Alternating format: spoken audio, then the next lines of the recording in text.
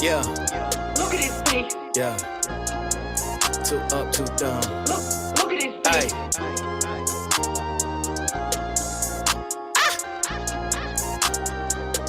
Yeah, yeah.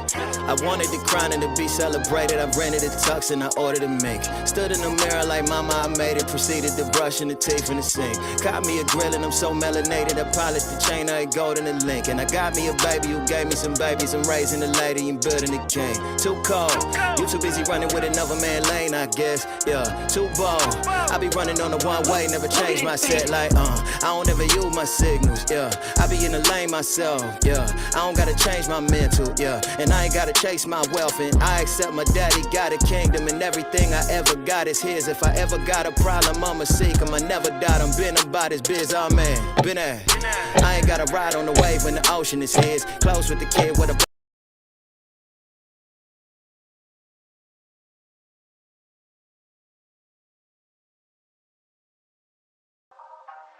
What's good, baby? It's your boy Dale. I'm back in the saddle again. Our motto is to buy, build. We already bought it already, so we already own it, free and clear. Refinance to long-term debt, cash flow. That is the motto. Cliff, man, is that a pretty strong motto, man? What do you think? Man, the model is strong. Like, you're getting each piece of the invest, right?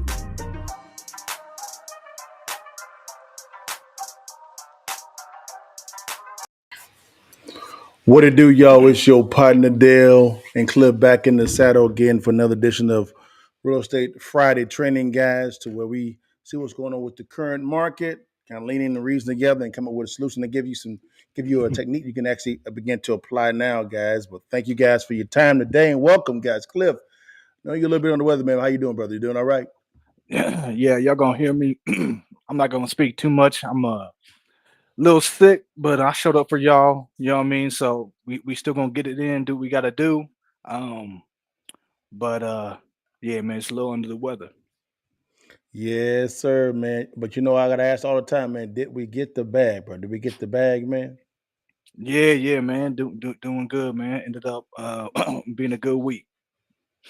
Good, man. Good, man. It's good to hear that, man. Good to hear that, guys. And so, guys, we're gonna dive into this thing because we're gonna make sure that we respect him a little bit. He's a little bit under brother. It's been a little tough week for your partner, to be honest with you, man. It's up and down, as you know, with entrepreneurship, whether it be within businesses. Because, guys, I actually have a pretty nice portfolio of companies and properties, and dealing with people and things going up and down. People not doing what they're supposed to be doing, and this and that and the other. Negotiating people as well. It can be a little bit taxing, but hey, welcome to entrepreneurship. This is what we kind of do, guys. So we're gonna dive into this real fast, guys, real quickly here. But did I get the bag? Hell yeah, I got the bag. What you think my name is? My name is that boy Dale. You know what I'm talking about? You know what I'm saying? How you doing, Destiny? Good to see you, baby girl. Be dope. But anyways, let's dive in this thing real quick, real fast, guys. You know how we do it every single week, guys. We're gonna go through a current market analysis. Typically, I begin with Cliff. This time he's alone with him. I'm going to begin, guys, and then chime in real fast. There was something that actually happened, Cliff, with the Fed chairman, right? And what we're going to do is we're going to respond to him. The Fed chairman came out and said something about the interest rates, and then we saw what actually happened with the rates. The market kind of responded to that, which leads me to conclude also what you and I talked about is the Federal Reserve is kind of like a PR organization, so to speak. But let's dive into it real fast, man, and talk about what he talked about real quickly, man. And let's see what the Fed chairman had to say concerning rates, guys. Here we go. Let's dive into this real fast. Here we go.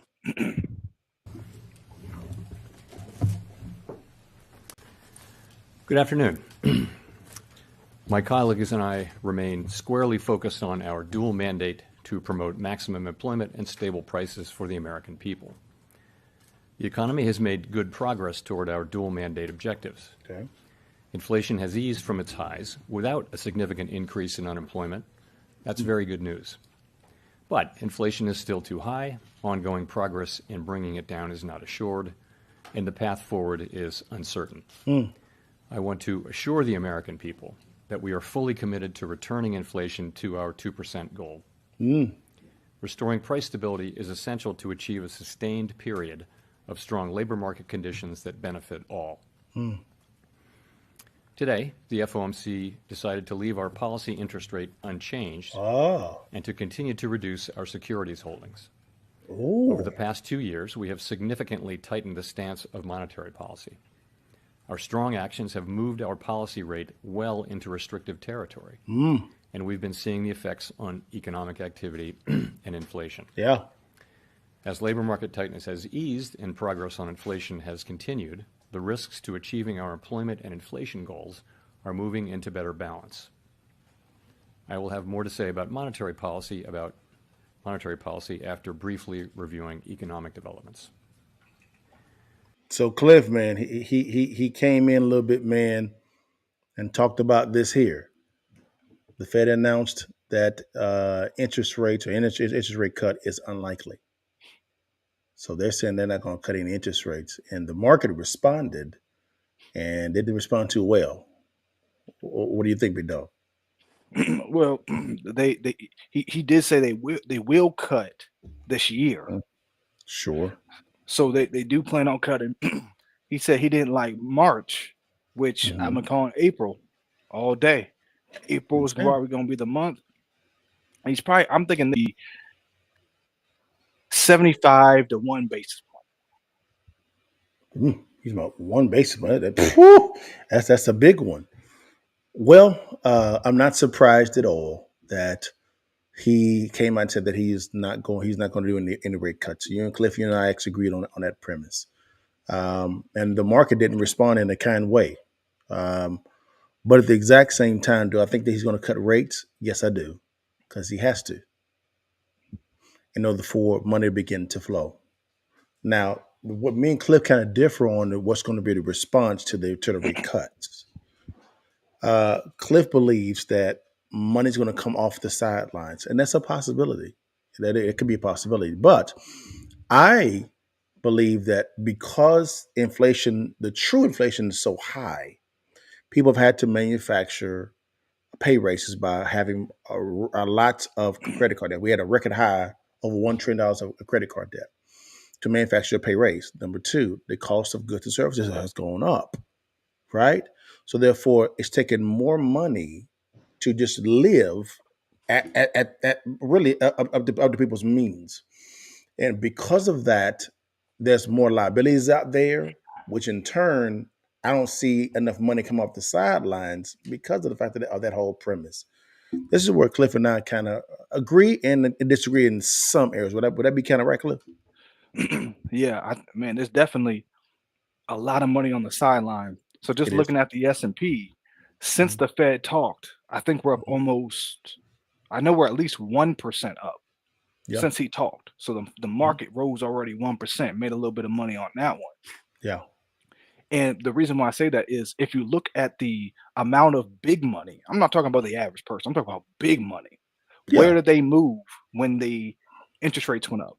They moved to bonds because the bonds were paying so much. And if you look at the bond market, it's overinflated. There's trillions of dollars in bonds that's waiting to come back to equities as soon as they cut. And that is why I say this may not be a good move to cut the rates. It's because then what happens is you manufacture a situation to where people owe more than they're upside down on their T-bills and the bonds. It could possibly really explode the bond market, because you're correct. This type of talking of pausing and not cutting rates helps the top echelon, which is fine. That helps you and I, Cliff. But the average American, they're like, man, this doesn't help me at all. And the backbone of America is the average American, right? The 401k, IRA, Roth IRA, 403b type investor. That person, to me, is a very passive investor. To me, to be honest with you, if you have a 401k, IRA, Roth IRA, 403b, you're not really an investor. Let's just keep it 1,000. You're not. You're not an investor. You're not. An investor is active.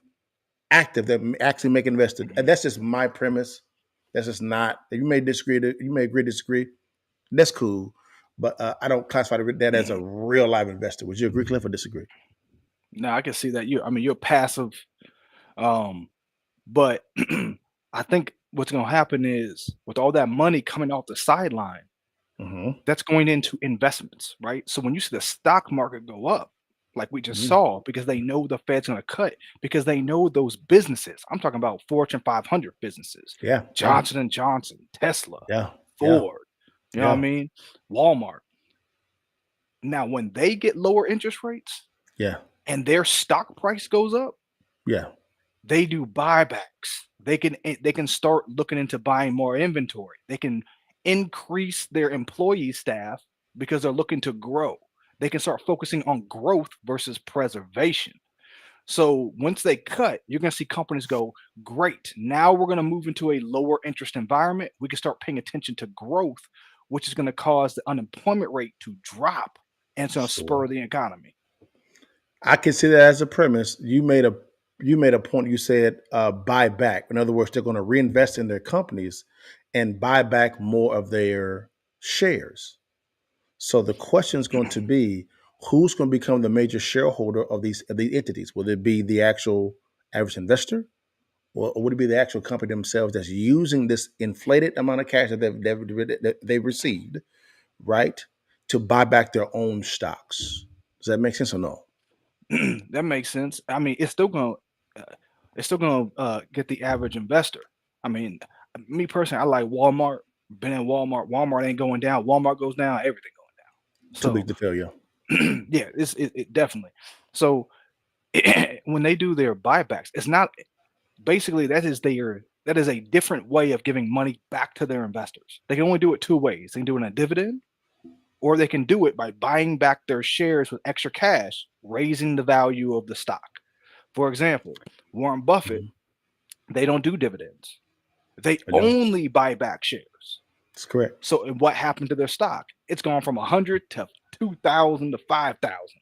That's Why? correct. Because they keep buying back their stock with excess cash, raising the value of that stock.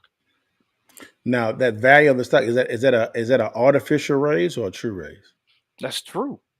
It's an Mm, offset.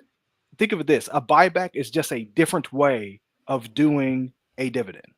It's I the got same you. thing. Kind of like a refinance of a property. Right. I'm rocking Right. with you. So it really depends on the position of the investor, that if they can benefit from that buyback of that stock. Correct or incorrect? Right. I mean, if they raise the value up a little bit, you could sell some of those shares and cash out, or you can hold them. And as they continue to buy back more and more, the value of that goes up. Because if you're trying to invest for retirement and it's Yeah. $100 today, Mhm. 30 years from now, and if they keep buying back, it could be worth 1,000. You know what I'm saying? It could. It could. Now, is it wise for, let's say, for instance, let's walk through this real quickly. The average investor benefits from a stock buyback, right? And Mhm. now the investment value goes up. Is it wise to, in your opinion, and I give my opinion, to rest your livelihood in the currency of dollars, or should you begin looking at more tangible options? Man, I like tangible options. That's Mm, that's gonna be better than the stock market has volatility, and yeah, volatility just means it's gonna go up down or down. 20%, it's gonna go Mhm. up 20%. Yeah, And yeah, so it's gonna depend on your psychology. Now, yeah. over time, stocks, I've seen it be a beast. I've seen it be a beast if you pick the right stocks and you do it over time. But at the same time, I don't put everything in it. I think you need to own real assets, farms, real estate, gold. Mm, You got to own some mm, actual something tangible in your for sure. portfolio. Well, this is where I disagree a little bit. I understand your premise, but so I disagree. I have nothing. None of my money, guys, is ever invested in the stocks. I'm not saying stocks are bad. I know people that are immensely successful in the stock market. I know a lot of them. A lot of my mentors are great with stocks. To me, it's too volatile for me. It Mm. can go up or down based on what someone says or someone's opinion. Jamie Dimon, Fed chairman. I mean, pick one. Like for instance, Citibank is now they're laying off I think 20,000 people.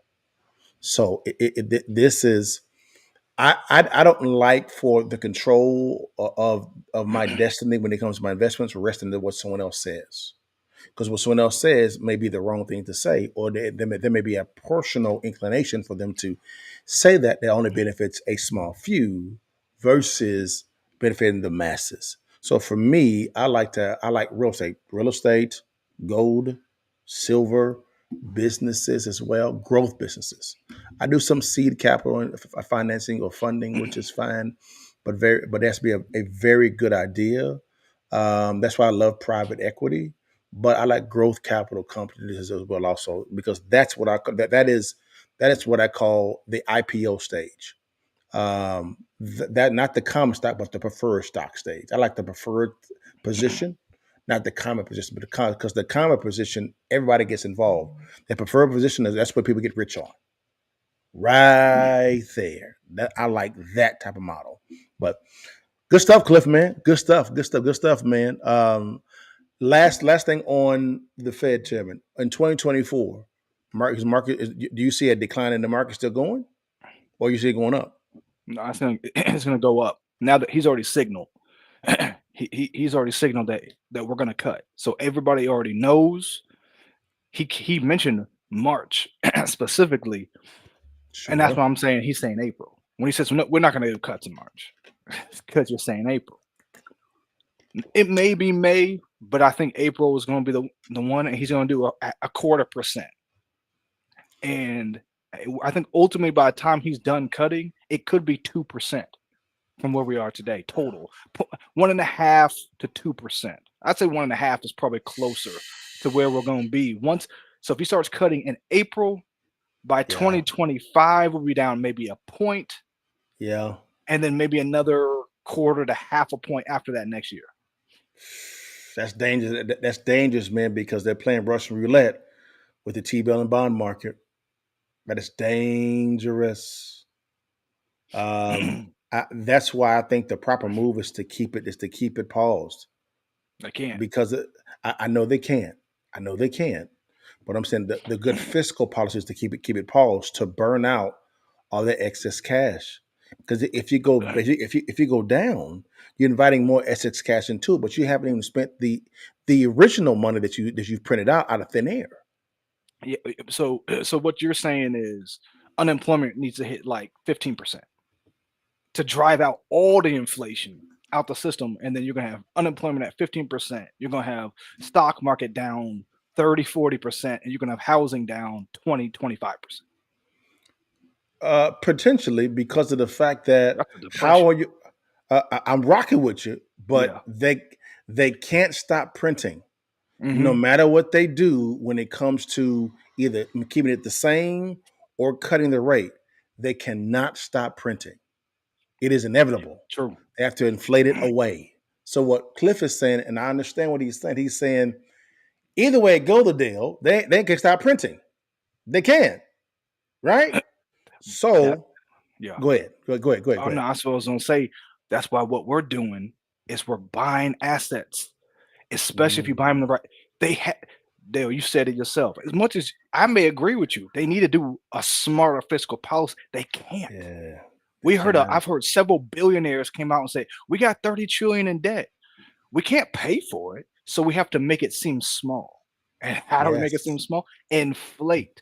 So There you we go. know asset prices have to go. That's why the market is going up. I'm not the only one who knows this. The stock Yes. market and the smart money, they know asset prices have to go up. So Yep. buy now. I was telling y'all to buy how long ago, Dale? Like 6 months ago, Long I was time. saying buy. And you said in August. Buy Yeah, now. Buy now. Yeah. I was saying buy now. Now you still have an opportunity now. You probably still have another 6 months of still Yeah. prime opportunity to get in before it goes up. But we already know asset prices they have no option. They have to Yes. go up. We have to print money. Yeah. I would say this here, because of that reality of they cannot stop printing. This is why I tell all investors that actually ask Cliff and I to train them. Do you have a wealth management plan? And 99.9% says no. What do you mean? This is the benefit of somebody like a wealth manager like a Deontay Blade Ford, Brandon Anthony Clark, someone like that, maybe even a Matt Sapala, depending on who you like more,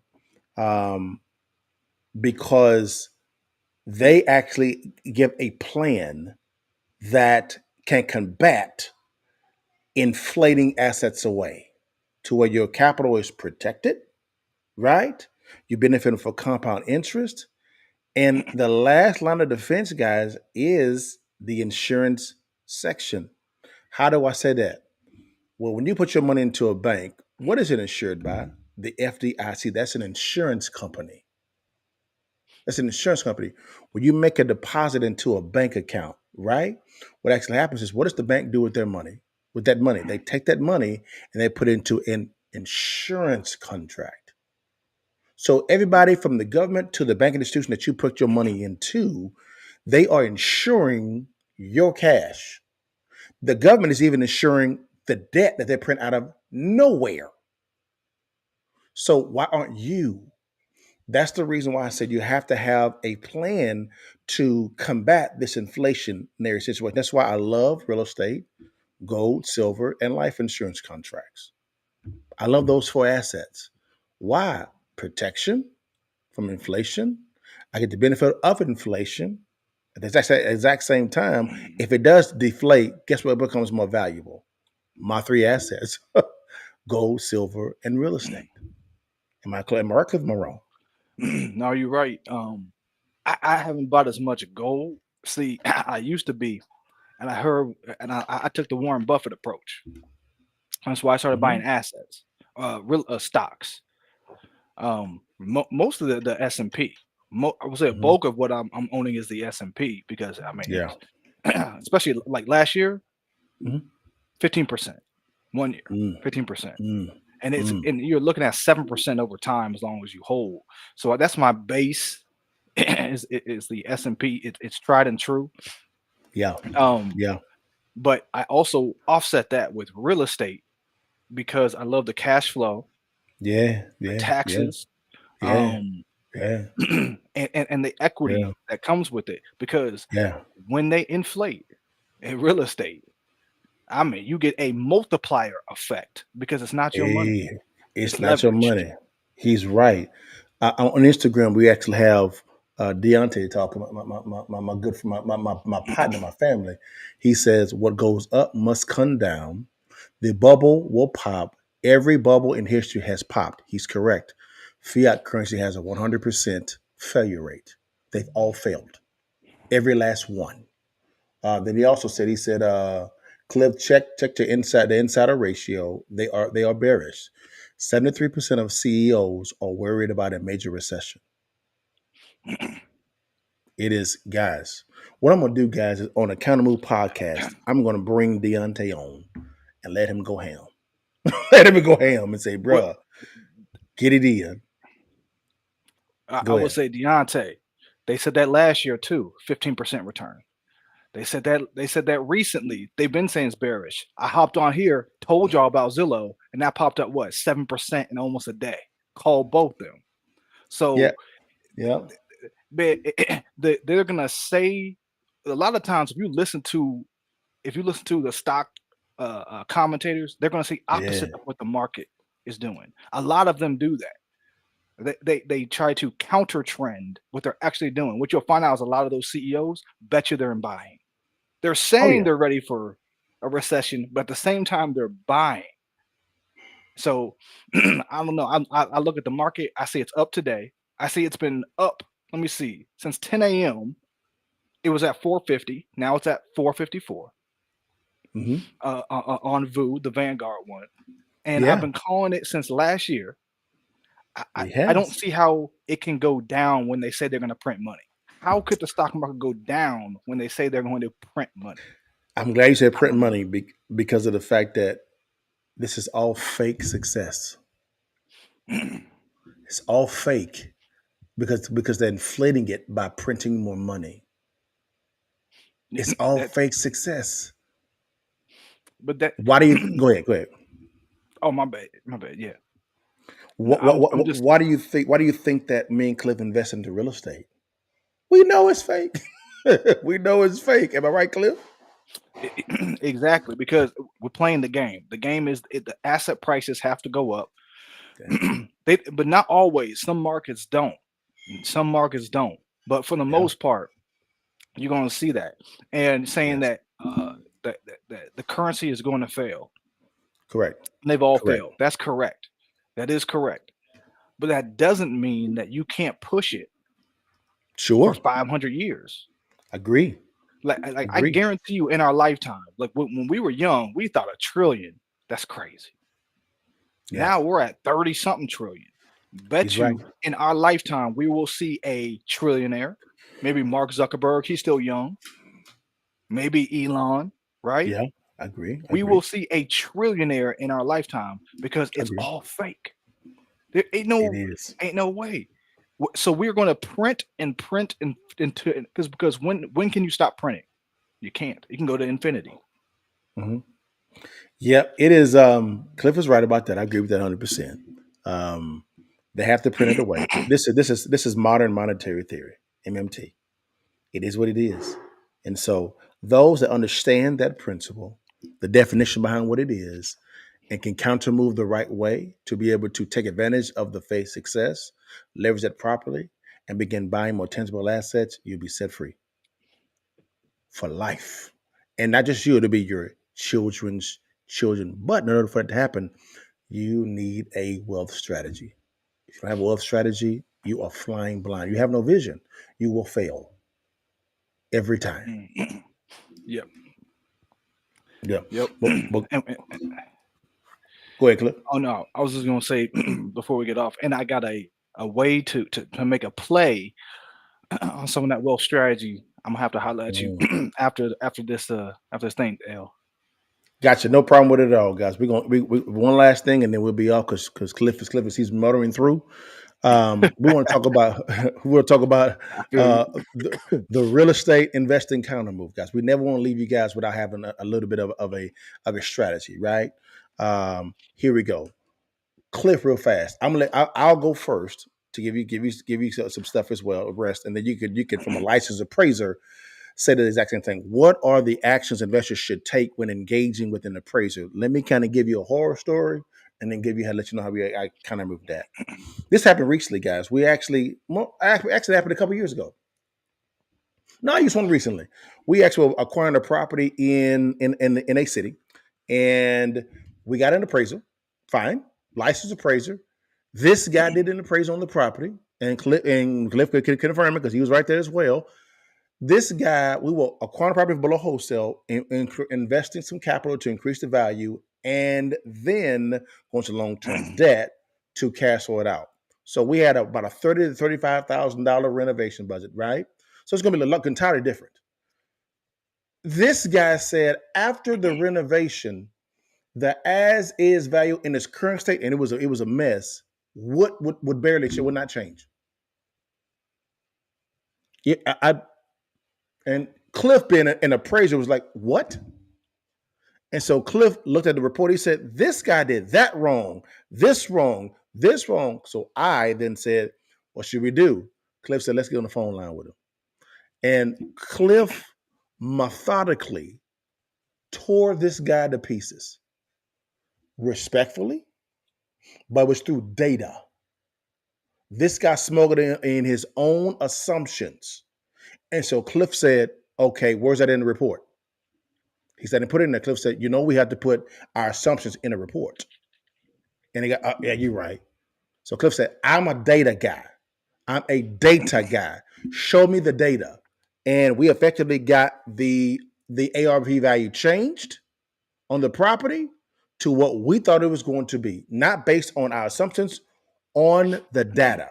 So the three things that I would say is, number one, don't be afraid. If you disagree with an appraisal with the results, don't be afraid to give them a phone call and have a conversation with them. But make sure you know what you're talking about, because they're going to use lingo that you may not know that appraisers use.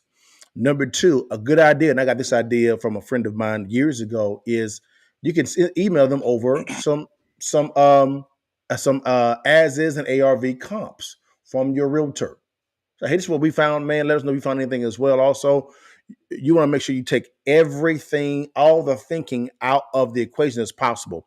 And number three, we always give them, if you're doing a rental, a buy and renovate scenario, always give them the scope of work, a detailed scope of work, so that there's no assumptions at all. You can't stop someone from assuming all the time, but you can really help them out there. Cliff, do you agree, man? Or you disagree?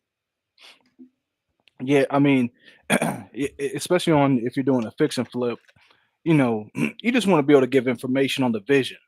Like, hey, with this is what the outcome I'm looking for is. You Yeah.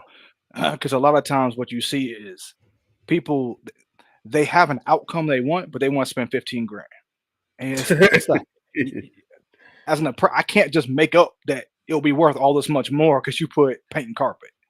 Yeah. Is you have to do more to it than that. And the amount of Got you. budget you have is not enough to reach what you're looking for. I've Got had you. I've had people come in with 35,000, and then the example that they had was a home that had been gutted and completely redone with a whole new fence on a acre. And it's like 35,000 is not going to gut the property, No. do the entire exterior So there was other homes that matched their budget, and they thought they would be worth way more. It's like what you're looking for doesn't match. So you got to make sure that you have that vision and you have the budget that matches what the ARV is going to be. It has to be realistic. You can't just put 10, 15,000 and expect it to look immaculate, So you have to be realistic and explain that. Exactly, guys. Appraisers are men and women too. They have emotions. They have logic as well. Understand how those emotions and logic actually work with that individual. You can communicate with them very easily. I had a phone call today with an appraiser that was doing something for me for a portfolio, and we had a great discussion. I'm getting him over what he needs, and then we can close on a big transaction that we actually closing on in about a week and a half. So don't be afraid to have tough conversations, because sometimes there's some not so wise appraisers out there, and we met a lot of them. I mean, I've had appraisers come and give an appraisal on a property and make up numbers, just make it up. We don't know where they got it from. They just made it up. It's worth this because I said so. So be able to combat that type of discussion with some wisdom and data, so that you get the outcome that you actually need. That's how you can really ensure that you get a respectable value. It may not be your value, because an appraiser is just someone's opinion. That's all it is. But it can be favorable to you. You agree, Cliff? You disagree?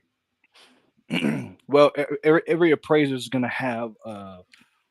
They understand the market. They're going to understand those dynamics, and Yes. so there's going to be a type of way that they're going to approach it for that particular market. And they're a third party, right? They're not Sure. they're not looking to do any favors for anybody. They're telling you what their opinion is, and they have to be able to back that up with the data. So as long as they're doing that and they're showing how they're coming to their conclusions, then that's the way to go. The best way is, like I said, to provide that vision of what your expectations are with the renovation. That's going to be the best way. Correct. Because it just helps make it more clear. Gotcha. It does. And I gotta say this, guys. Shout out to my brother, my man's in them, Coach Jason Burton of University of North Texas. He's the head women's basketball coach. They killing it. We watching you, big dog, from here, man. A great coach, and they're in first place in the American Conference, guys. You'll see them in the NCAA tournament. This is his first year coaching as head coach at University of North Texas. He killing the game, man. Salute to you, brother. We're gonna come see them play too as well, also. Well, guys, that's all I have for today, man. Before we leave, I'll go ahead and play our sponsor, and then we'll get off. Here we go. The CEO of American Rounds. We are in Pell City, Alabama at Fresh Value grocery store, installing the first ever automated retail machine for ammunition. The stores were really the inspiration for it. I mean, they knew their customer base and they came to us and thought this would be a really good opportunity for their customer base. There's a lot of hunting community here in Pell City and thought that their customers would love an opportunity to be able to buy ammunition here at the store. We're super excited to offer, what we think is the first ammo kiosk. We're always looking for ways to give our customer another reason to come visit our stores. Anything that we can do to help them make their shopping trips easier based on the feedback that we've gotten just from customers today. They are so excited about us having the ammo kiosk. We're getting ammo! One of the ways we're changing the landscape of ammunition sales is to make it more available. Being able to move into a place like a grocery store, supermarket makes it a lot more available to the public. But we're taking a different approach to it. Traditionally, ammunition is sold at outdoor type stores, your sporting goods stores, and it just sits on a shelf. It's very accessible. Because of that, there's a high rate of theft. But with our machines, as you can see here, we have a very secure automated retail machine. We're able to age verify. We scan a driver's license. It then takes 360 facial recognition for the purchase and matches it to the ID.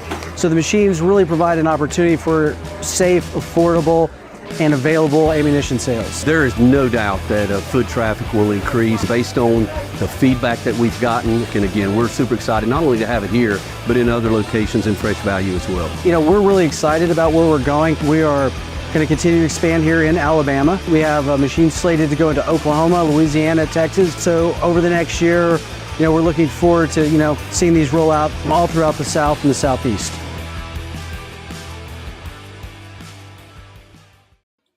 Guys, that's American Rounds. Guys, you find them on all platforms. You can go to AmericanRounds.com as well, guys, and check them out, man. They're growing fairly rapidly, guys.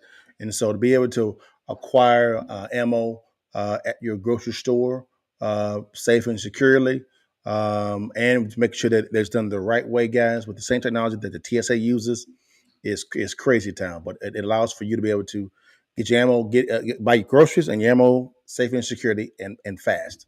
But guys, man, thank you so much for your time. Cliff, you want to say anything, man, before we get off, big dog? No, man, just like I said, always try to find that one deal and start from there.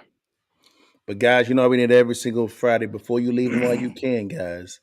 Take that picture for your mom and then holler at your partner. See you guys next week, guys. Peace. All right, y'all. Thanks. Bless God, give thanks. Bless God, give thanks. Bless God, give thanks. Big God, big grace. Big God.